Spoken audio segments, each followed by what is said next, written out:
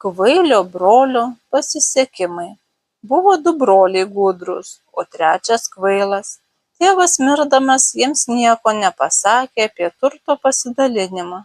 Tai tie gudrieji broliai ir sako: imkim, broliai, po glėbį šieno, o paskui katrą kiek gyvulių seks, taip tam tie ir bus.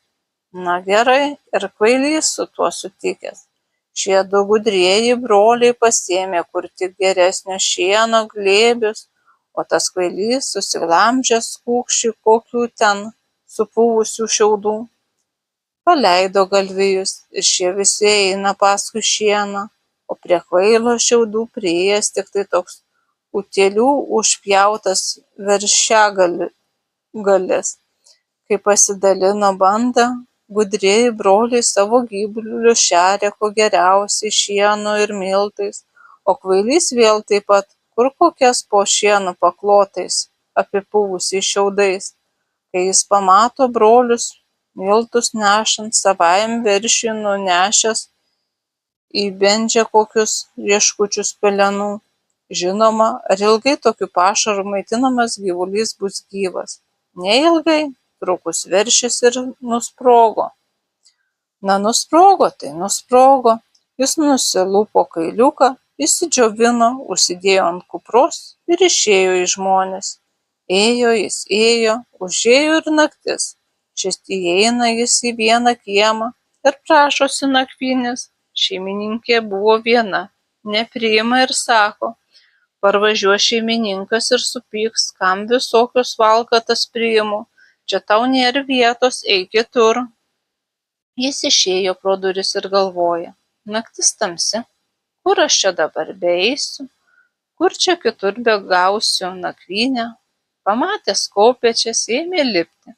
Užlipęs ant aukšto atsigulė, o ant aukšto lubose buvo aukštinis dūmams išeiti ir buvo paliktas neuždarytas. Prie to aukštinio pasitaisė sau patalą. Jis ten begulėdamas mato, kad šeimininkė smarkiai ruošiasi. Išvirė dešrų, prisitaisė lašinuočių. Šit ir ateina toks jaunas, gražus vaikinas. Tuoj ta šeimininkė pasisodino jį už stalo, apdėjo stalą visų kuo balčiausiais pyragais, dešrom ir lašiniuočiais. Pastatė degtinės, juodu ten geria, valgo, mylisi. Jis tik žiūri pro tą aukštinį, galvą pakreipęs ir gana. Jiems besimylint, šitį kiemą ra ir įvažiavęs šeimininkas. Šiedu nebesumano, kur pulti. Tas jau kintinis užlindo į užpečkį, o šeimininkė tiktais griebia nuo stalo valgius ir slepia. Dešras ir lašinuočius po lova, pyragą ant lentynos, degtinės butelį ant spintos. Užpūtusi šviesą, pati virto į lovą ir guli. Įėjęs į vidų šeimininkas sako: įpūsk šviesą. Lovoje gulėdama šeimininkė ėmė bartis: ar negali tu pats įsipūsti, kažin kur juodais naktimis, aš taip visą naktį bemiegu. Sergu. Šeimininkas įpūtė šviesą, nusivilko drabužius, atsisėdo ant suolo ir prašo valgyti. Dar jam čia ko, valgyti prisireiks, ogi ten pat ant suolo yra puskepalis duonos.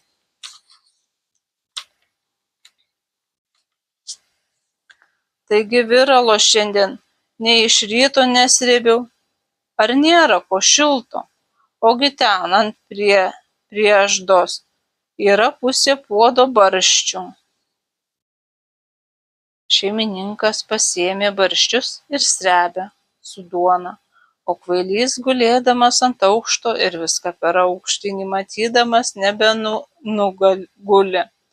Palengvėle atsikėlęs, nulipo nuo aukšto, ėjo į vidų ir prašosi: šeimininkė, ar nepriimtumei mane į nakvynę?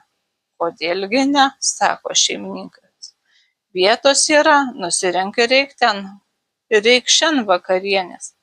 Valgo jiedu šitą šnekučiuodamiesi, ant nugaros turi jis prisirišęs tą savo kailiuką. Bevalgydamas subrazdino kailiuką ir sako patylomis: Cit, kam čia reikia tuojau nieku šnekėti? Aš tiek žmonių perėjau, tiek svieto mačiau, o niekam nieko nesakiau. Tai kas čia ką sako, klausė šeimininkė. Ogi tas mano kailiukas ant nugaros nenukenčia. O kągi jis sako? Jis sako, kad dubenyje po lova yra mėsos, dešros ir lašinuočių. Šeimininkas eina pažiūrėti. Tikrai yra. Pasidėjo ant stalo ir valgo. Tas vėl savo kailiuką brazd ir sako: Cit, kam čia reikia daug šnekėti? Tai ką jis dabar sako, klausė šeimininkas. Ogi sako, kad ant lentynos yra pyrago, o ant spintos butelis su degtine.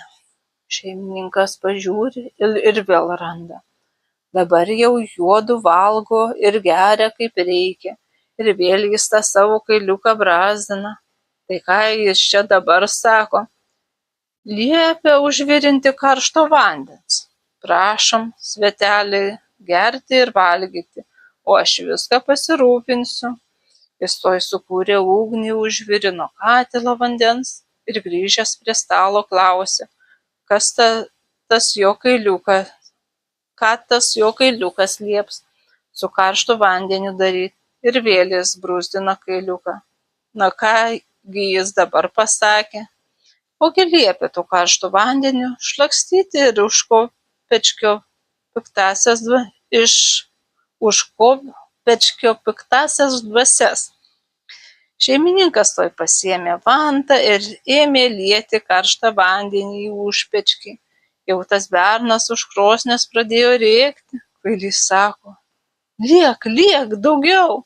Tas ir už užpečio kaip smuko laukan, tiek ir tematė. Tada šeimininkui labai nuostabu pasidarė, iš kur tas kailiukas tiek daug gali žinoti, ir ėmė prašyti kvailį: parduok tu man jį. Tai kad aš tada daugiau nieko nebegalėsiu žinoti. Na, ir kam tau žinoti, aš tau duosiu pinigų, kiek tik tai tu paprašysi. Jis pagalvojo ir paprašė: pripilk tu man tą kailiuką pilną pinigų, tai atiduosiu. Šeimininkas buvo labai turtingas, tai ir pripildė pilną kailiuką auksinių ir sidabrinių pinigų. Susiėmęs pinigus, parėjo namo pas savo brolius. Jie žiūri, kad jis taip daug pinigų beturis. Gėda ir klausia: tai iš kur tu gavai tiek daug pinigų? Kad žinotumėm, brolaičiai, kaip aname mieste brangus gyvulių kailiai. Matote, kiek aš už tą nusprogusio viršelio kailiuką gavau. Anie broliai susitarė: jei jau mūsų kvailys už savo sprogeną tiek pinigų galėjo gauti, tai kiekgi mes begausime už tokių gerų savo gyvulių odas. Ėmė ir išpjovė jie visus savo gyvulius ir nuvežė jų odas į tą miestą parduoti. Pamatė policija, kad jie tiek daug odų turi, suėmė juos ir nuvarė į kalėjimą. Matyt, jūsų gyvuliai buvo užsikrėtę kokia liga, kad tiek daug odų vienu kartu nulupot. Jūs norite apkrėsti kitus gyvulius ir žmones? Daug vargo jie turėjo, kol išsivadavo. Grįždami namo tarėsi: kai pareisime namo, mudu tą kvailį užmušime, kaip jis mus apgavo. Pareina jiedu namo ir randa tik ką mirusią motiną. Užmiršo jie, kad žadėjo savo brolį užmušti. Tik tai supykę sako jam: tu numarinai motiną, tu ir žinokis, palaidok ją. Šis įsidėjo savo motiną į ratelius ir vežasi. Dar susirinko į krepšelį kokį 20 kiaušinių, nusivežė savo motiną į turgų, pasodino rateliuose, medžiukais apramstė, padėjo tuos kiaušinius šalia jos, o pats apsukui iš tolo vaikščioja.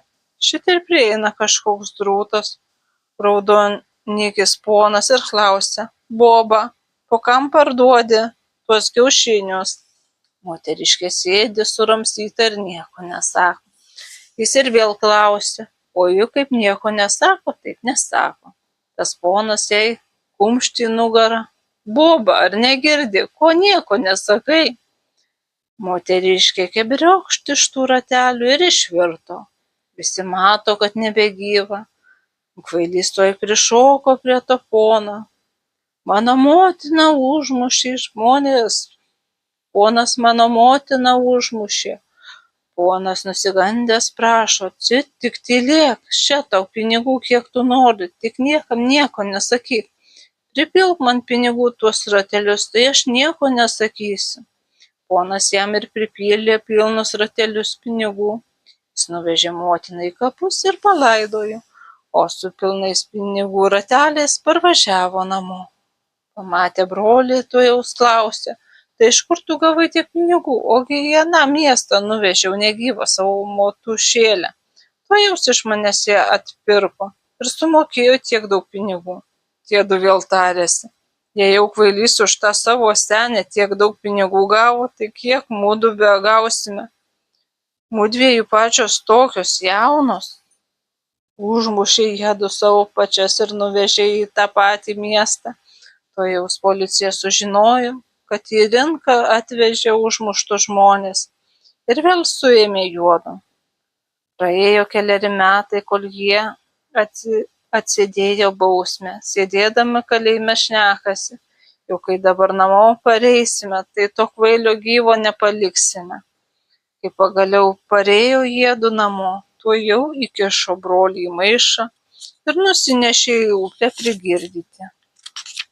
Nuėję rado užšalusią upę, o kirvio nenusinešė. Tai ir siuntinėja vienas kitą: tu eik namo kirviu atnešti, o kodėl tu negali atnešti? Pametę tą maišą, parėjo abu namo kirviu atsinešti. Palikdamas tame maiše kvailys ir girdi, kad pro šalį važiuoja arklį niūkuodamas žydas. Jis ir ėmė balsu dejuoti: nemoku nei skaityti, nei rašyti, o mane nori žydų karaliumi padaryti. Ai, ai, ai. Išgirdęs žydas tuojau pribėgo prie jo: ui, aš moku ir skaityti, ir rašyti, lai mane deda žydų karaliumi. Išleido kvailį iš maišo, įlindo į jį žydas. Jį tuojau užrišo jį ir nuvažiavo žydo vežimu užuolankom namo. Broliai atsinešė kirvį, prakirto eketę ir neša kišti tą maišą. Žydas nešamas išsigando, pradėjo žydiškai kalbėti. Šiedu juokėsi: matai, mūsų kvailys maiše bebūdamas išmoko ir žydiškai kalbėti. Sugrūdo maišą po ledu ir parėjo namo. Ogi mato, kad tas jų kvailys sveikas ir gyvas.